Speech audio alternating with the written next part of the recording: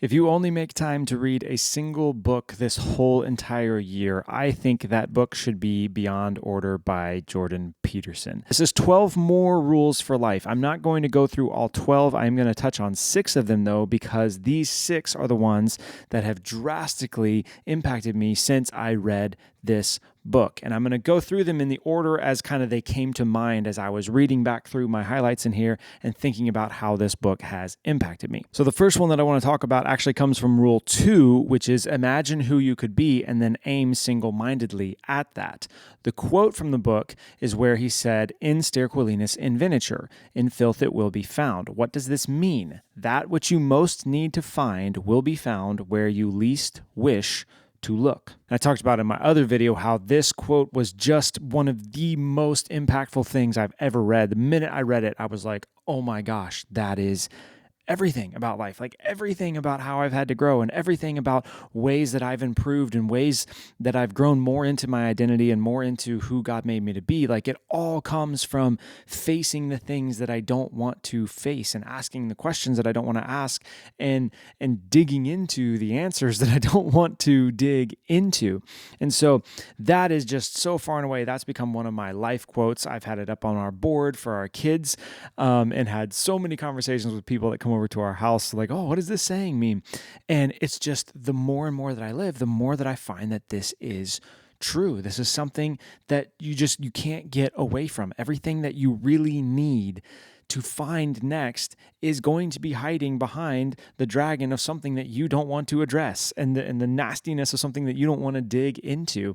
And the more you can wrap your mind around that, you start seeing problems and you start seeing uncomfortable situations as opportunities and as the barriers that you know are going to unlock the next thing that you need in life. And so instead of starting to fear all these negative things that are coming up, you start to kind of relish the challenges and you start to pay way more attention to them, and you miss fewer things in life. You miss fewer opportunities and you miss fewer ways that God's trying to forge you into who he made you to be. And so that's just so far and away. If you took nothing else from this book, that idea would just so radically change your life. It would be worth the price of admission for the whole book. But that's just one of 6 that have really, really stuck with me. So let's jump into the next one. So the next one comes from Rule 10, which was plan and work diligently to maintain the romance in your relationship. So what's interesting about this one is that the quote that I took from it and the lesson that I took from it isn't actually one about relationships per se. It's more about taking a stance, doing the work to have a stance worth taking, and then taking that stance with confidence. And so the quote was this. Jordan said, "But what exactly does it mean when you invite someone to live with you instead of committing yourself to each other?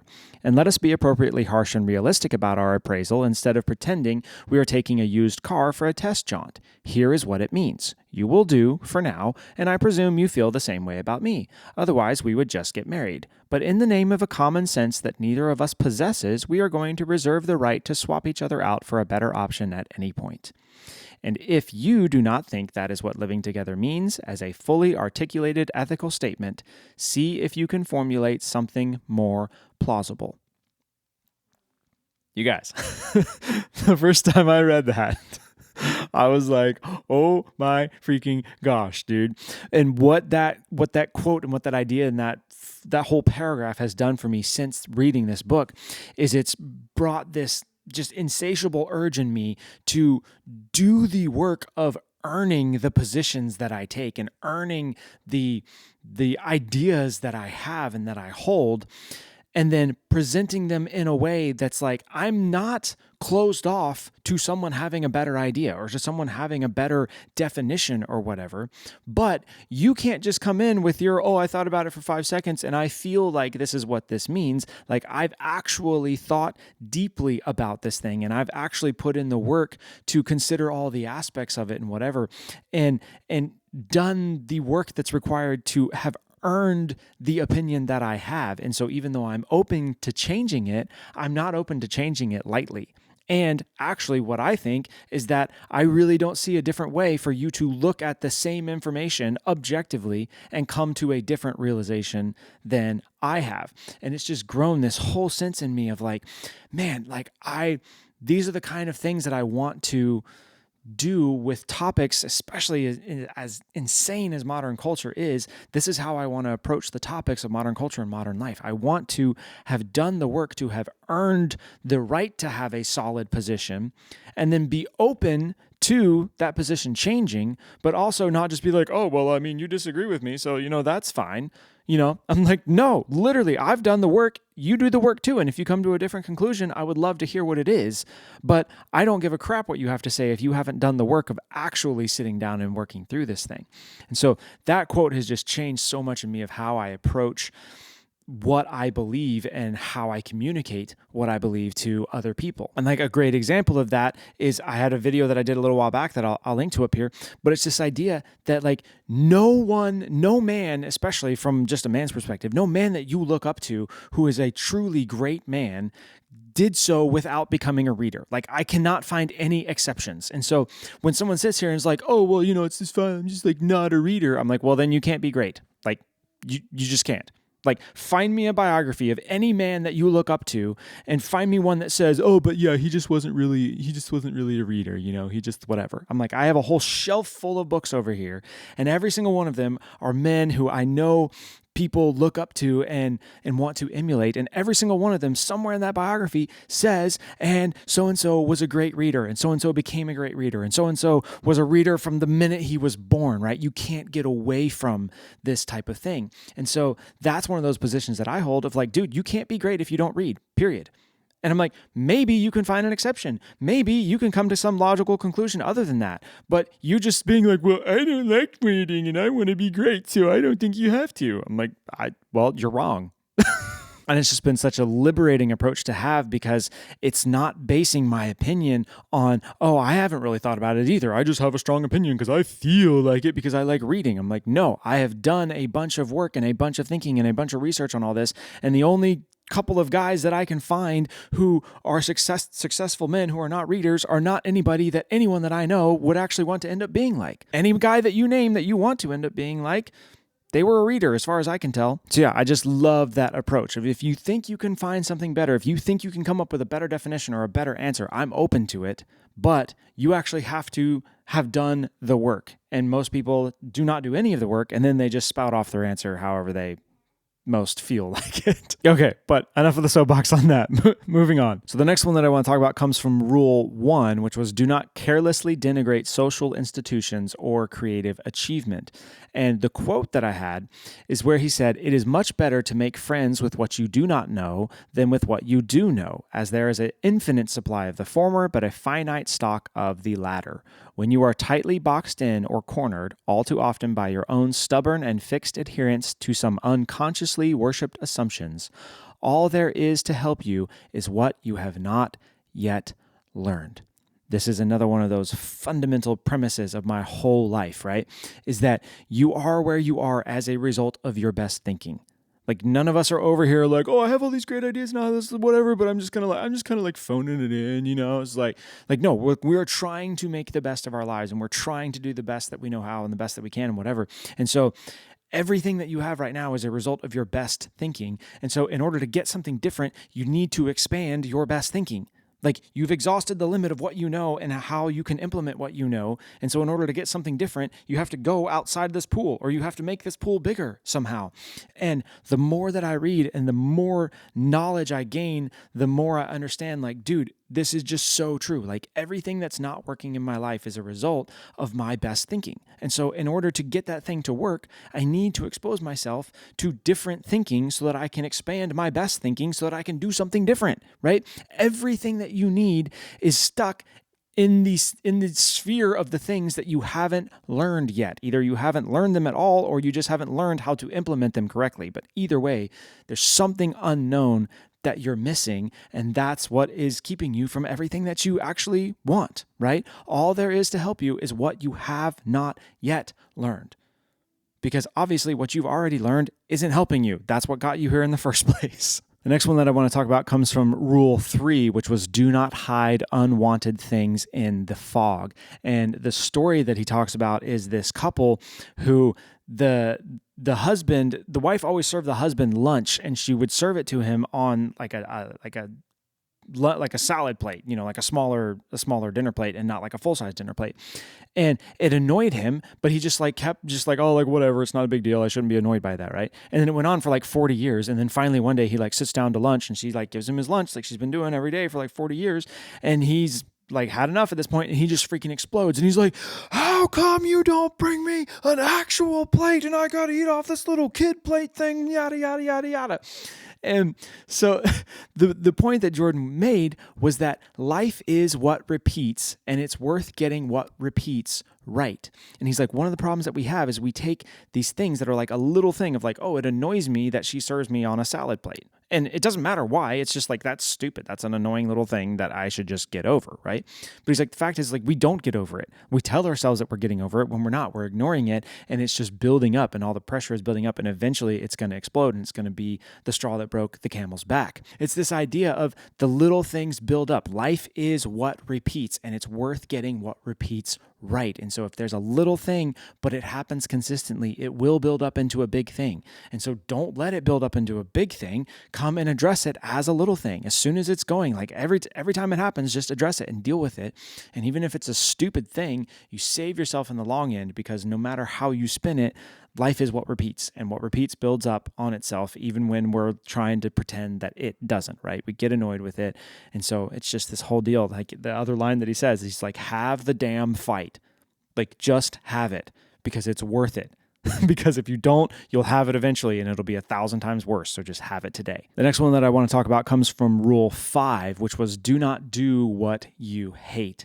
And the quote that I have was, he said, we are each more responsible for the state of the world than we believe, or would feel comfortable believing. Without careful attention, culture itself tilts toward corruption. Tyranny grows slowly and asks us to retreat in comparatively tiny steps, but each retreat increases the possibility of the next retreat.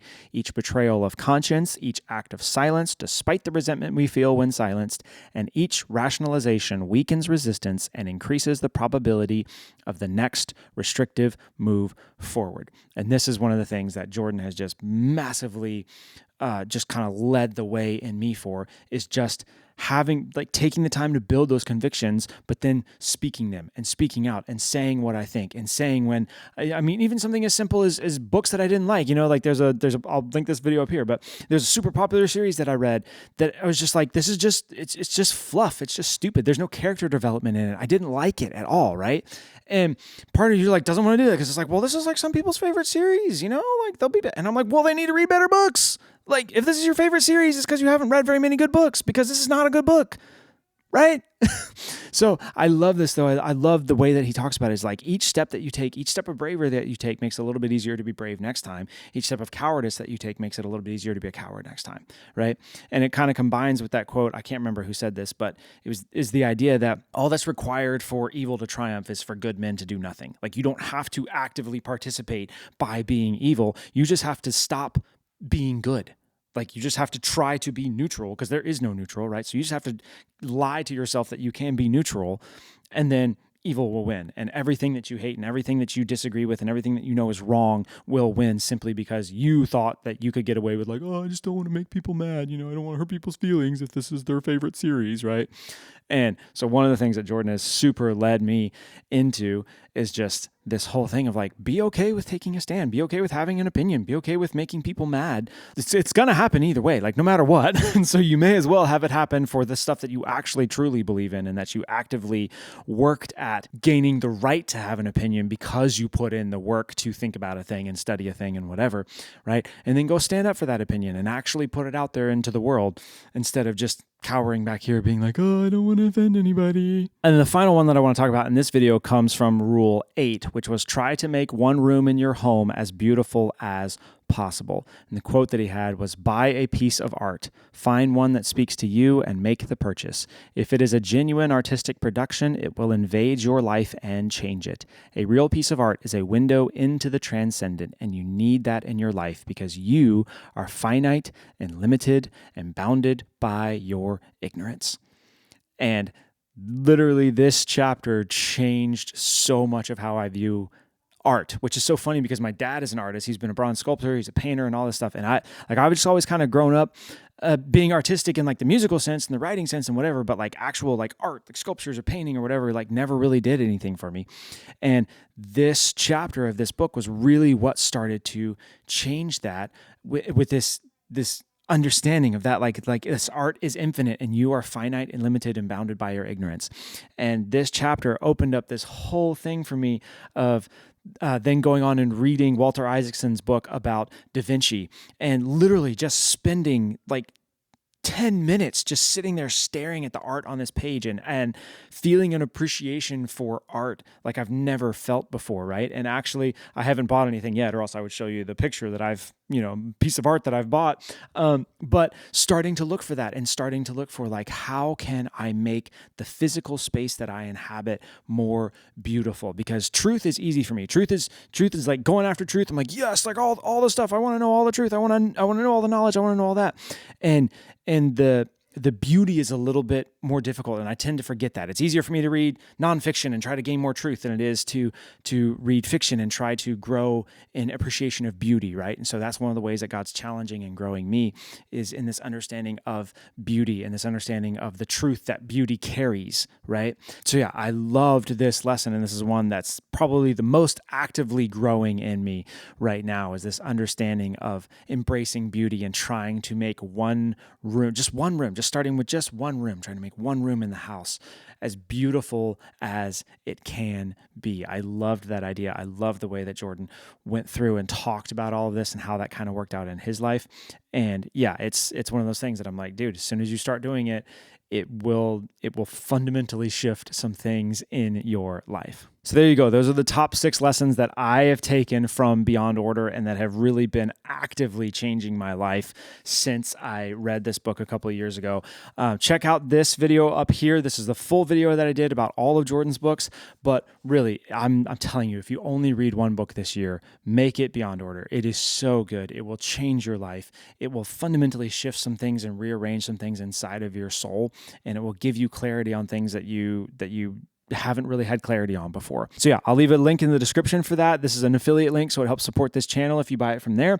But yeah, go out, get it today. It's so good. You'll love it. Also, real quick, leave me a comment with your number one recommendation. If you were going to tell somebody to read only one book this year, what would you say from what you've read, either this year, last year, it doesn't matter. What's your top recommendation? Let me know because I want to read it. All right, peace.